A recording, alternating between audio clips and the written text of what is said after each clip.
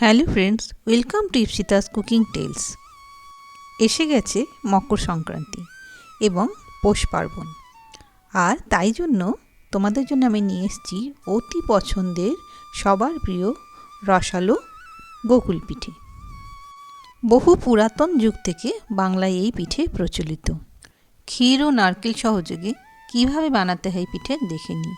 প্রথমে গ্যাসে একটি পাত্র বসিয়ে তাতে আমি 1.5 কাপ মতো জল নিয়ে নিয়েছি। জল একটু গরম হলে তার মধ্যে দিয়েছি প্রায় 1 কাপ চিনি। এবারে চিনি ও জলটাকে ঠিক ততক্ষণ ফোটাবো যতক্ষণ না এই চিনিটা সমস্তটা গলে গিয়ে একটা হালকা বা পাতলা রস তৈরি হয়ে যায়।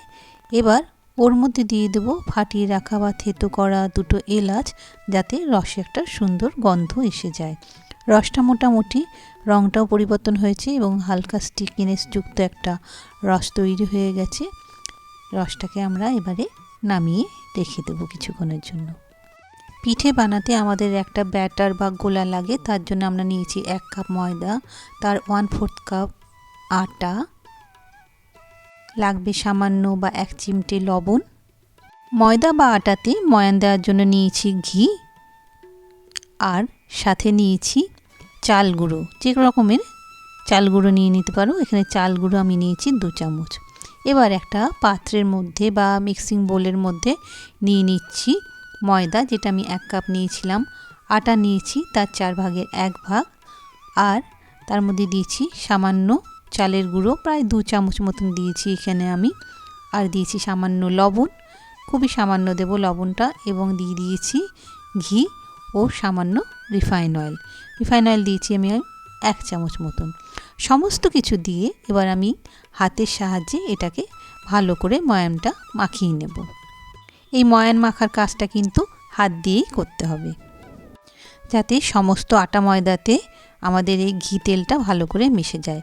এবারে অল্প অল্প করে জল যোগ করে এটা আমরা একটা মিডিয়াম কনসিস্টেন্সির ব্যাটার তৈরি করে নেব, যাতে ব্যাটারটা না হয় খুব গাঢ়, না হয় খুব পাতলা। মানে পিঠের যেই তক্তিগুলো আমরা বানাবো সেগুলো যেন ভালো করে কোট হয়ে থাকে।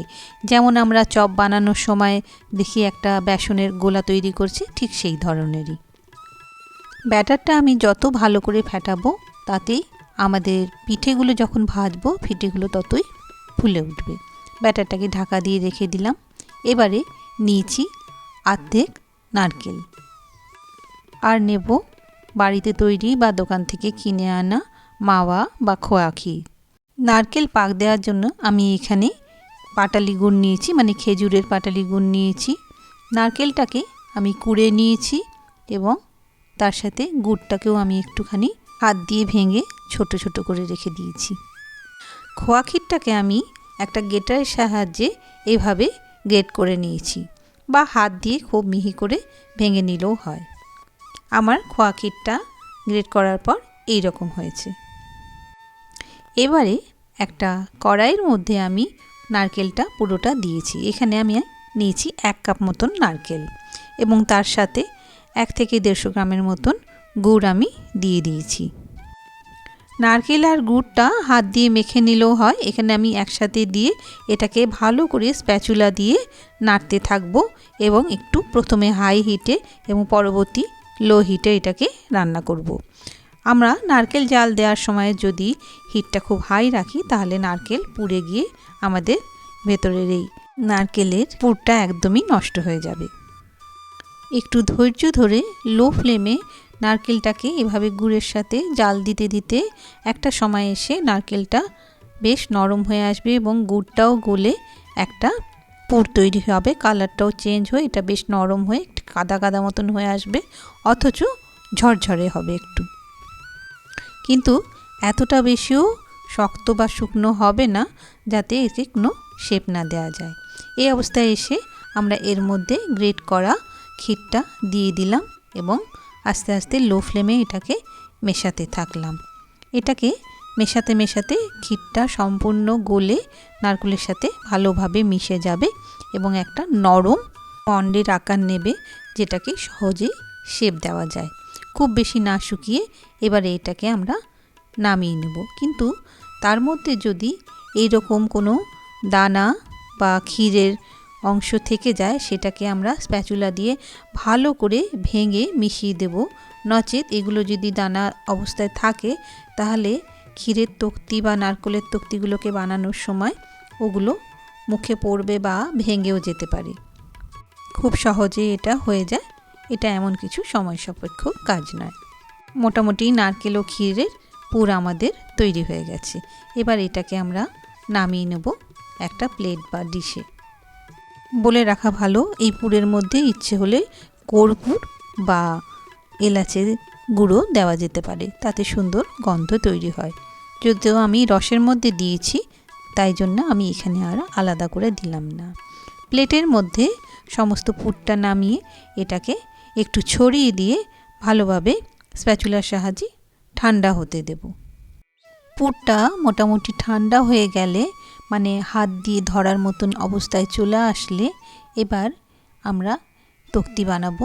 তার জন্য বা প্যারার রূপ দেব, তার জন্য অল্প একটু নারকেল নিয়ে নাড়ু বানানোর মতন হাত দিয়ে পাকিয়ে সেটা গোল করে হাত দিয়ে অল্প চাপ দিলে এটা একটা প্যারা বা তক্তি আকার ধারণ করবে এবং সেটাকে এইভাবেই শেপ দিয়ে আমরা গড়ে নেব।